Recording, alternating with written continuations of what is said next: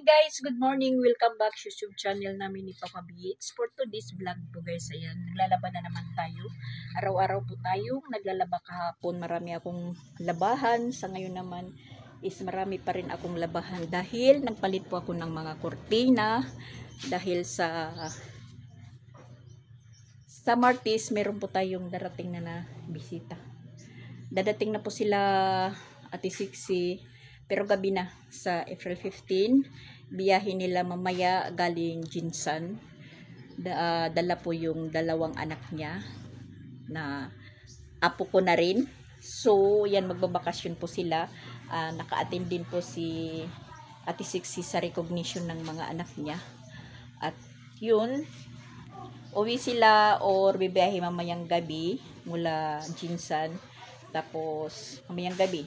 Tapos, dadating daw dito sila mga alas 8 ng gabi sa Cebu. So, magbibiyahe pa sila papunta dito. Siguro abot yan ng mga alas 10 or alas 11. Yung ginagawa ko araw-araw dito po guys, palaging linis ng bahay na dapat kahapon. Punta po kami ng Compostela, hindi po nakapunta at hindi naman si Papa Beats nagpunta, na siya lang mag-isa dahil gusto kasama pa ako. Sabi ko, marami po akong gagawin dito sa bahay. Mabuti kong tutulong sila. Hindi po siya nakapunta doon dahil half day yung dalawa. So sabi niya wala daw siyang magiging helper doon. At sabi ko kay Jing, sa linggo na lang. Pagka ngayon namang linggo, merong silang laro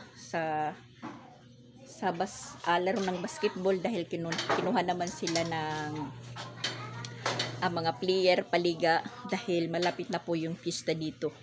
May 10 po yung pista dito sa Patagbawo. So bali kinuha silang tatlo. Si Christian, si Sansan at saka si Ronald. Mga player po sila dito. Player po sila ng basketball. At yun na nga, pagka bukas naman, Lunes, recognition ni Chrislyn, alauna, moving up ni Sia. Dapat 6:30 nandoon na sa simbahan dahil magmamas pa sila bago po mag-umpisa yung moving up nila. So bali talaga nabibisi po tayo. At yan, nakahanda na po yung uniform nila. Pagplansya na lang. At sa pagkakalam ko, sabay-sabay yata yung mga recognition ng kahit saan pong eskwelahan, sabay-sabay po yung recognition or moving up. Yung iba naman sa April 15. At si Piang, dahil pupunta din po sila ni Rosan dito. So dito sila magbabakasyon din na hanggang sa makabalik si Ate Sixi sa May 6. Yung balik ng anak niya Pajinsan sa May 2. So yun, sabi ko sige, ano naman po tayo dito, parang sardinas. Parang sardinas na naman po tayo dahil magkakarami na naman. So yung ginagawa ko, linis po ng linis tayo. Kinuha ko na yung mga kortina ko. Ayan pinalitan ko na lahat po ng kortina. Basta yun, para tayong may bisita na mga kandidato na magpupunta dito, na linis tayo ng linis ng bahay. Inaano ko na po kung saan sila pipisto. Nasamantala yung dalawa naman, ayan, pinaligo ko. Na habang tayo naglalaba, pinaligo ko muna. Para pagdating ng bisita natin, wala tayong masyadong labahin dahil araw-araw po nagbibihis. Na araw-araw naman din po tayong naglalaba. So, 2 araw wala po tayong content o walang upload dahil yun nga, naunahan tayo ng stress. Sa ngayon, tahimik po kami dahil wala dito si Papa Beats. Nandoon sa barangay, pinatawag po sila. Meron pong meeting sa mga household. Kasali naman po si Papa Beats. So nandun sila ni Christian. dahil meron daw pang pamigay ng bigas. May coupon na. Palagi naman si Papa Bits may coupon dito. Kahit hindi po rehistrado, basta ka nakalista na sa barangay, sa po yun, nung bagyo Udit, na nagsorbi po dito, yung nalista po si Papa Bits. Kaya kinakailangan ni Papa Bits na umattend. Dahil may coupon. Kahit hindi man si Papa Bits umaattend, nabibigyan din po siya ng coupon. May budget din. Katulad ko, may budget na po din ako sa barangay. Halimbawa na lang po natin yung maintenance natin. Libre na po tayo. Kada buwan, meron po tayong yung gamot or medisina. Na pati rin siya, meron din. Halimbawa, magpa-check up siya uli, magkaroon ng ubo, pwede rin po kaming humingi. Dahil naka-record na po kami doon sa RH. Pinalitan na po natin yung mga kurtina. Tapos syempre nilabhan. So yan, maliwalas na naman po dito. Mula pa kagabi, linis ako ng linis. Mga salamin pinunasan ko. Para hindi naman masyadong yung bahay natin. Madumi na palagi lang linis ng linis. Alikabok na malikabok. Siyempre, yan, pati duyan. Nilabhan natin. Yung isang duyan nandun sa niyog. Ikinabit ni Sansan.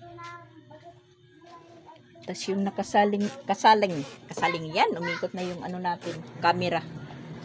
Yung nakasalang natin, yung mga cortina at saka punda, bedsheet, doon sa kwarto nila siya. Ay, talagang nakakaano guys.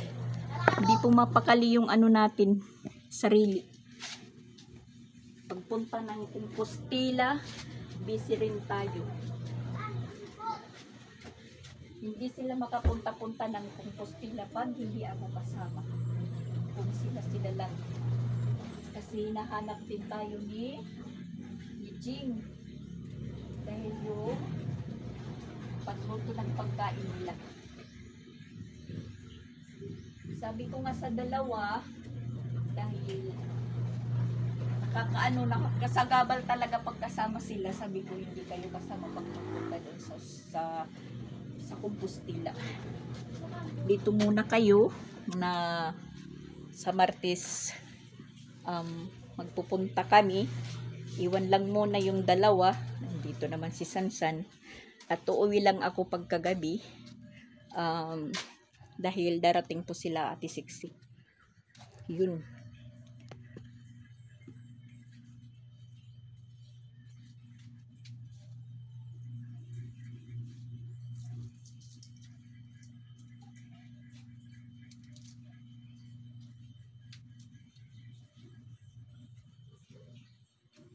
At si Mana Santa na talaga. Dahil mainit na mainit po guys. Mabuti na lang po dito talaga sa sa sugod. Maraming puno. Hindi masyado po na mainit. Kasi mayroong punong nakakaano sa init. Parang natatabunan mahangin. Ganyan lang. Maliwanag yung paligid.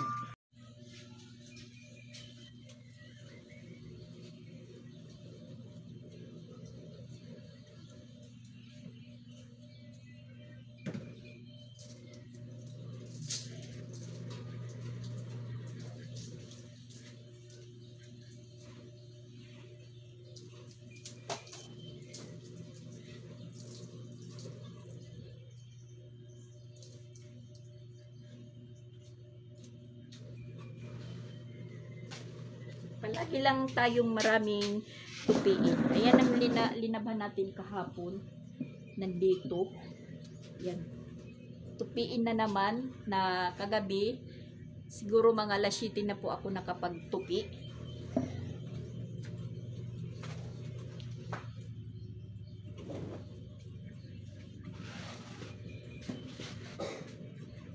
kasi tayo lang naman yung nagkikilos.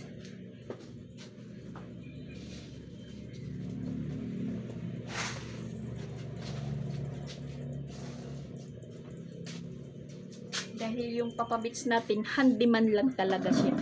Hindi siya marunong mag-ano sa mga kunting-kunting bagay. Yung pagpanday lang talaga yung ano niya. So ako, all around. Kahit hindi panday, higing panday. Mabuti ako is nakakatulong sa kanila. Sa akin, trabaho ko na, walang nakakatulong, kundi ako lang.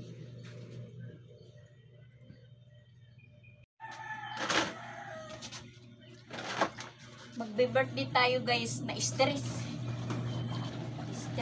Stress.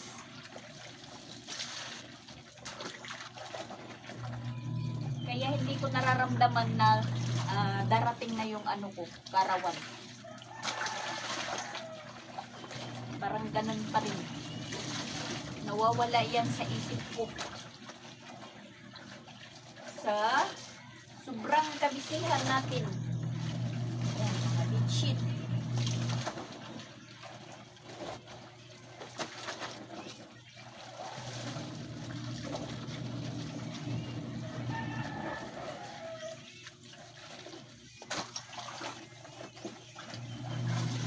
Mas lalong mabibisi tayo pag may bisita.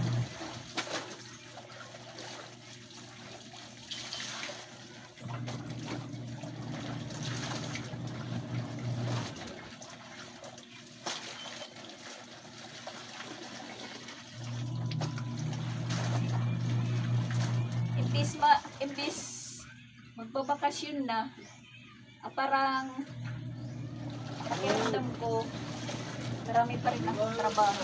Bulin na ako dahil. Ha? Bulin na ako.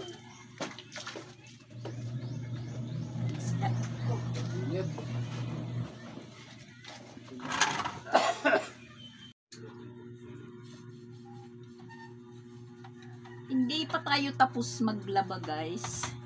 Ayan, pinalitan ko din po ng kurtina yung dito sa kwarto. Tapos nilabhan ko yung bedsheet at punda. Dahil dito natin papapwistuhin muna yung dalawang dalaging ding ni Ate Siksi. Ayan, linilinisan po natin yung jealousy na matalim pala yung jealousy. Nasugatan tayo ng kaunti.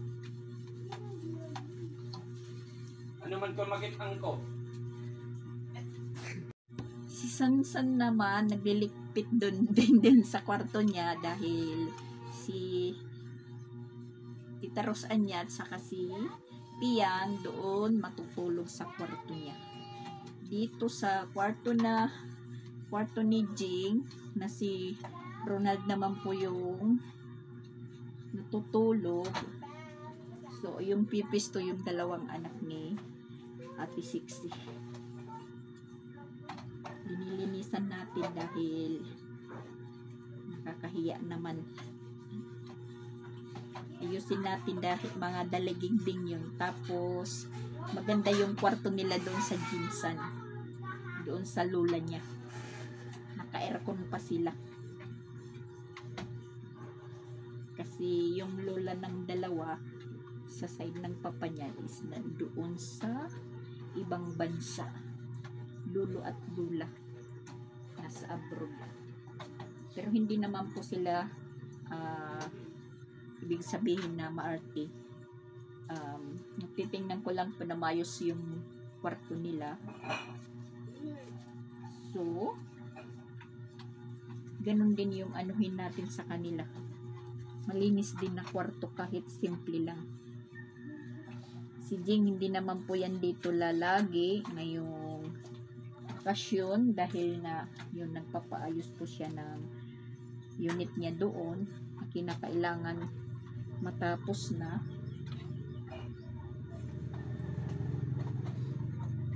Hindi na i-street yung paggawa dahil yung mga trabahador is may trabaho din.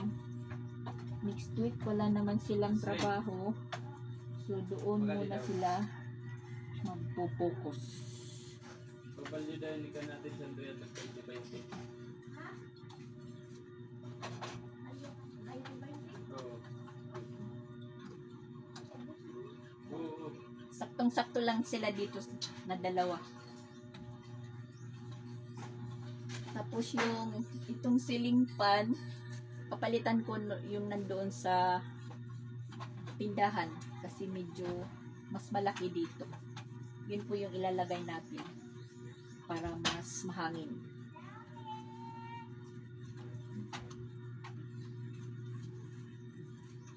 Tanghali na guys, alas 12 na, hindi pa tayo tapos.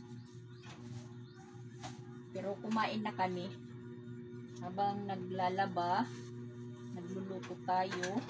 Tapos, yun, pakaluto. Ananghalian na agad.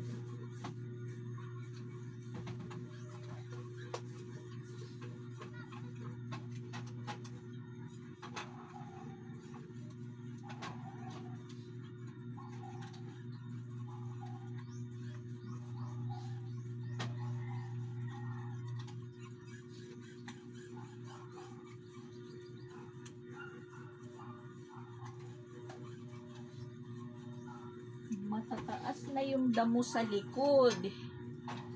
Hindi na mahangin. Dahil yung damo dito sa likod mataas na.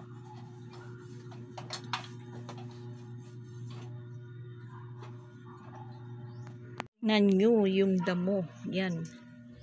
Ito nga nandito yan, nakakatay dito sa bintana. Kinuha ko dahil maraming hamtik, yung langgam na pula.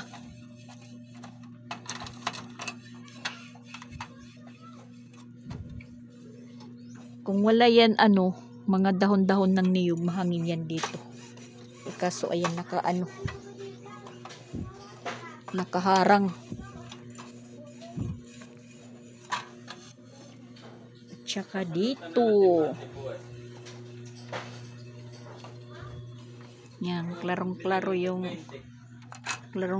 yung kapitbahay. Buksan lang natin para mahangin.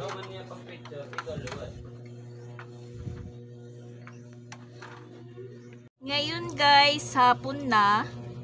So ayan, tambak yung natin, tupiin dahil hinintay ko pong matuyo yung mga kurtina. So, ang gagawin natin is magtutupi. Lumuwag na po doon yung kwarto dahil inalabas ko muna yung mga box ko, yung damitan ko, inalagay ko muna dito sa likod. Na para pagdating nila may mahihigaan na.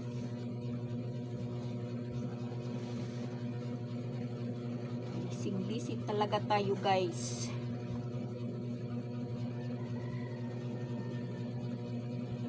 Yung hindi lang natuyo yung yung makakapal na kumot. Medyo basa pa. Kumot nila siya ng papa niya, kumot ni Ronald, kumot ni Sansan.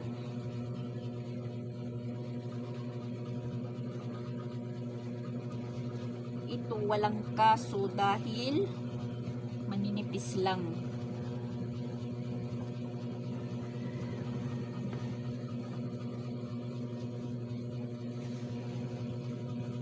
Iba pa na natuyo na damit. Iwan ko kung kailan ko yan matutupi dahil bukas recognition na ng mga bata. Kailangan maagang-maaga pa is nandoon na sa simbahan.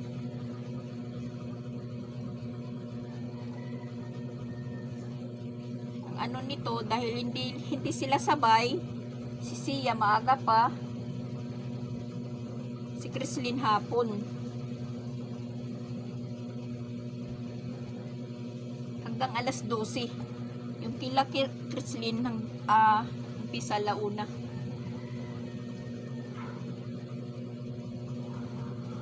Yan yung tila ng para projector.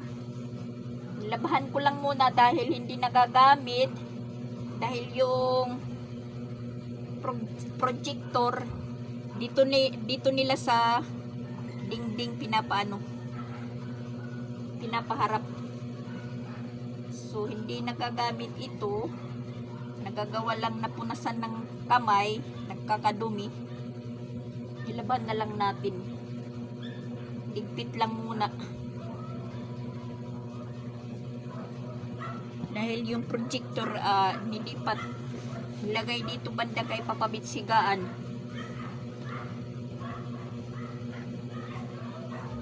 Yan, mga kurtina, punta, bedsheet.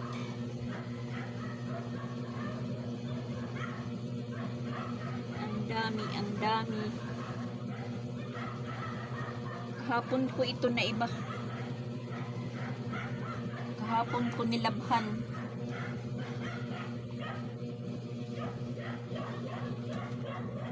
Kasabay-sabay ngayon.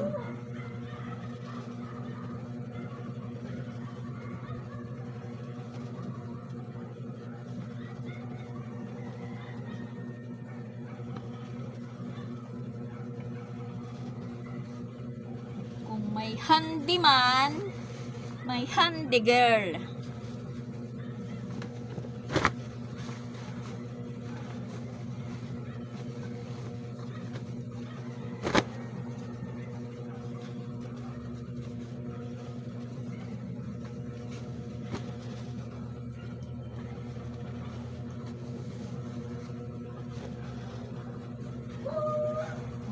Gabi na bibiyahe yung ano natin, bisita galing Jinsan.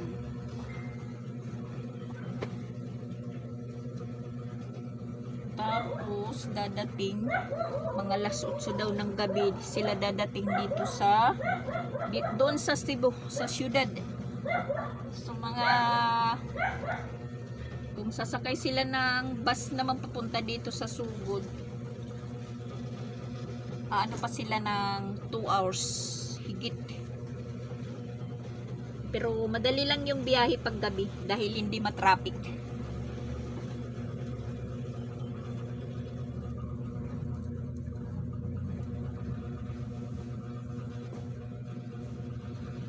Sabi ko kay Ate Sixi, doon na lang kayo bumaba sa munisipyo ng Katmon or 7-Eleven. Kasi pag dito sila sa Eskina Patag, pag gabi na, kahit may street light, parang madilim pa rin. Ito yung konsyel nila dito, si Dong Gino. Marami na kaming t-shirt dito.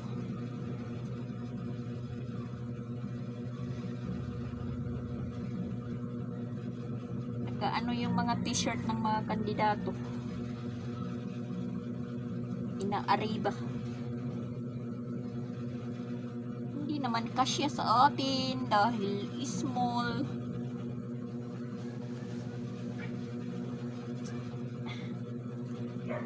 Lalagay natin sa sako yung mga ibang kortina na hindi na ginagamit dahil nagpalit po tayo.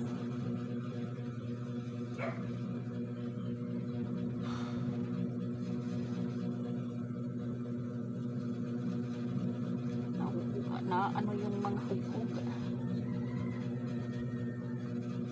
Nagiging trabaho din yung ano.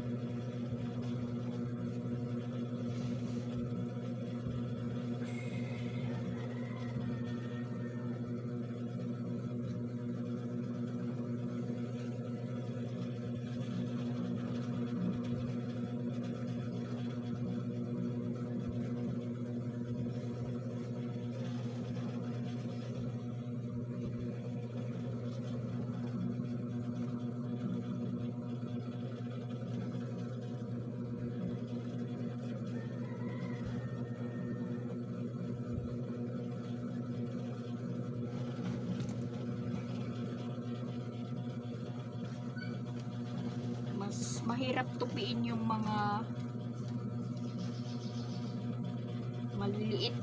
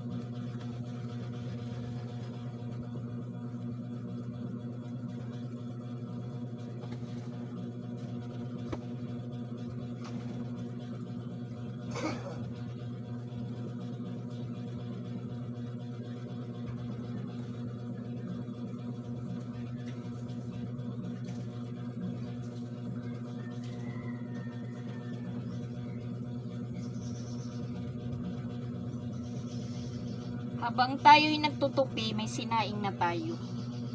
Tapos, meron pa kaming sobra dyan na paksiw na adobo na tulingan. Sobra. Tapos, ewan ko kung anong luto yung sa bangus. Sila na lang yung magluto.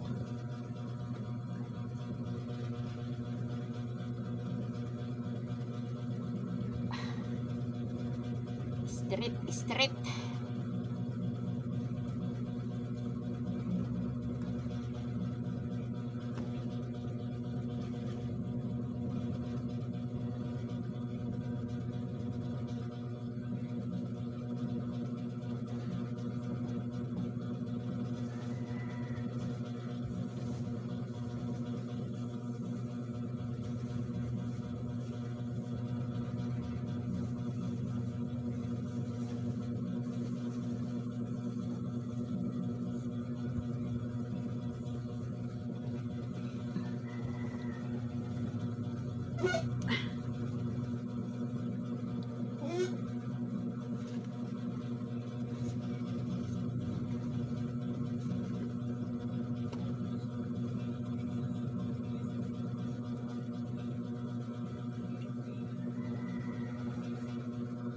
Na tayo sa routine natin. Tapos ayan, kumain na sila. Ako na lang po yung nahuli. Kain muna tayo. At ayun, naalis sila Christian at Sansan kasi ano nila ngayon, laro. Yan yung ulam natin, paksiw na tulingan with kayumito. Yan, kayumito.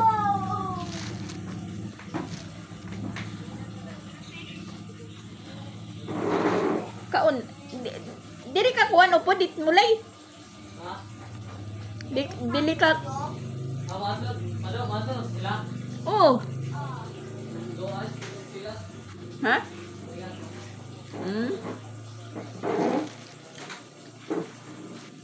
Maximo zipper. Ambot. Bulikat ko. Masarap yung adobong tulingan.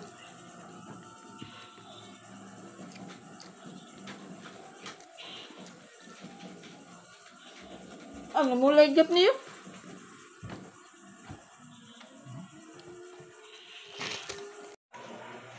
Natapos na din tayo guys. Ayan, nakapaghugas na po ako. Malinis na po yung lababo natin.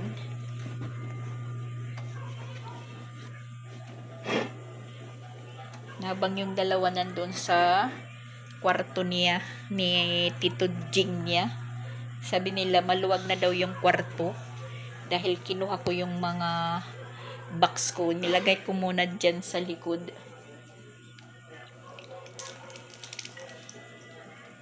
Kapag linis na tayo ng salamin. Yan. Mga salamin, nilinisan na natin. Pati yung salamin, malinis na po yan. Na pagdating nila, magkakalat naman. Yan, klarong-klaro tayo dyan sa salamin. Klarong-klaro tayo sa salamin. Yan. Di ko lang yan linagyan ng ng kortina. Ganyan lang po yan. Di ko na binalik yung kortina dyan. Para may masasalaminan din. Tsaka pati dito. Yan, nakakapanalamin din po kami. Dito sa jealousy. Yan, inipit. Nipit ng mga bata. Yung bag. Tas dito. Yan, nakahanda na po yung tulugan nila. Yung solar parang malulubat. Malulubat na. Ang bango ng bedsheet, punda, kumot. Pati dito kay dito hindi pa nakalatag si Sansan. Si Sansan po yung nagayos ng niya dito. Yung mga gamit yan. Itinayo po niya yung yung foam niya. Yan, yung mga damit niya nakahanger. Siya po nag-aayos ng kwarto niya. Mas maliwanag pa yung solar ni Sansan kaysa dito sa solar nila siya. Tapos syempre dito lumuwag na din. Yan. Kasi kinuha ko nga yung mga box ko. Tapos inilagay pa ni Ronald yung misa. Diyan pwedeng matulugan. Latagan lang po ng karton or plywood para Tapos dito kinuha ko yung sa projector na tela, yung puti. Nilabhan ko. Tinago ko na inilagay ko muna sa sako.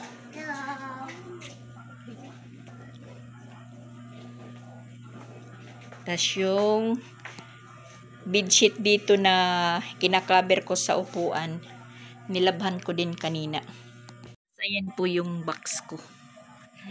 Ilinagay ko lang muna dyan. Kasi maluwag naman dito sa likod. Dito pwede ding tulugan. Yan. Yung bangko na tulugan ni Papa Bits pag araw. Yan po. Dyan ko po nilagay muna yung mga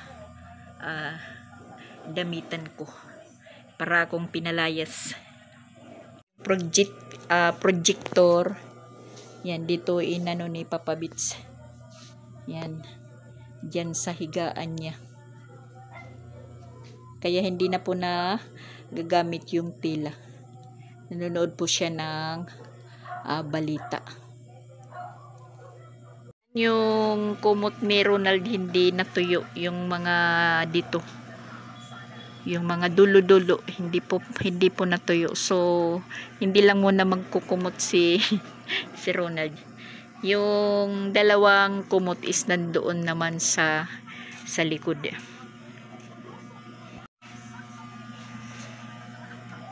Merong na namang laman yung basket natin. Ayan, inuumpisan na naman lagyan.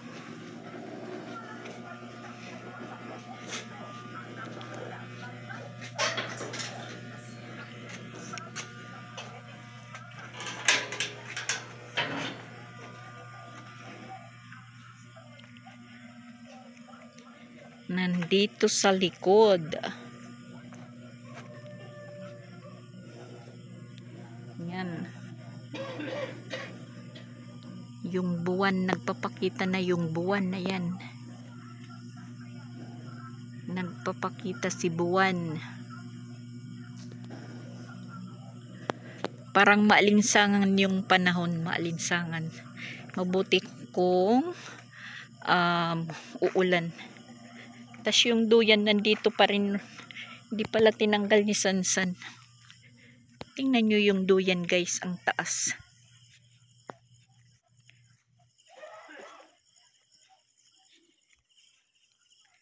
Hindi naman delikado dito maglagay ng duyan dahil yung dalawang puno ng niyog na ito is walang bunga.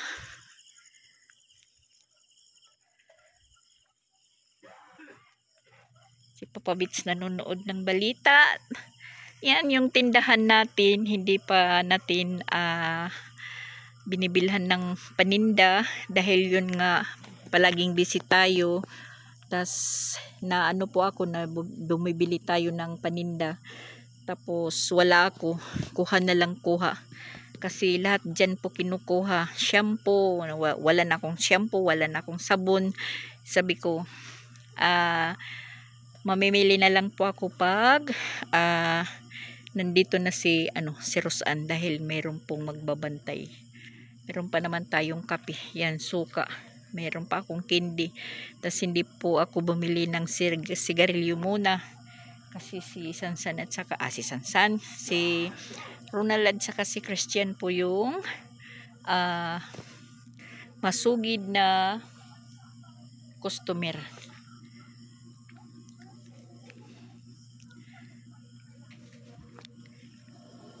Pag nandito na si Rosan, siguro mga 16 si Sansan, si Rosan darating dito.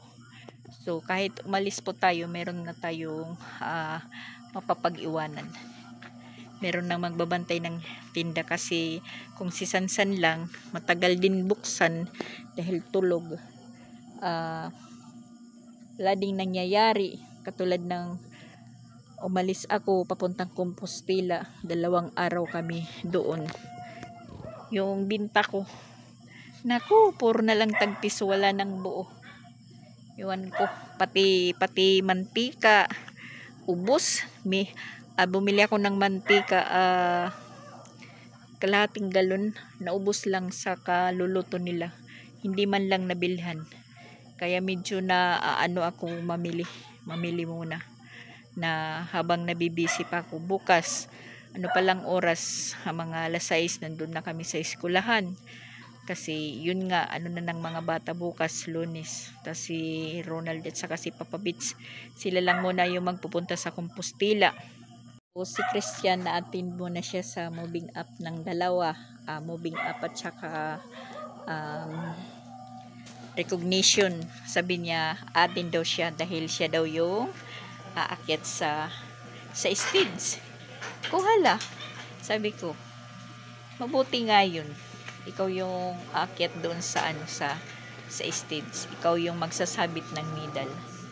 Taga-picture na lang po ako, taga-picture. Pero hindi po pwedeng hindi rin tayo sumama. Tas dahil tayo yung nag-aasikaso, tayo yung nagbibihis sa 2, nag-aayos. Hindi kailangan, kaya hindi ako makakapunta muna sa Compostela.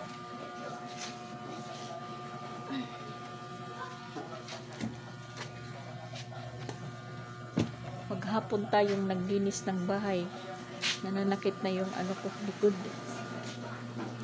Yun nga, sabi ko, may handyman, ako naman handy girl.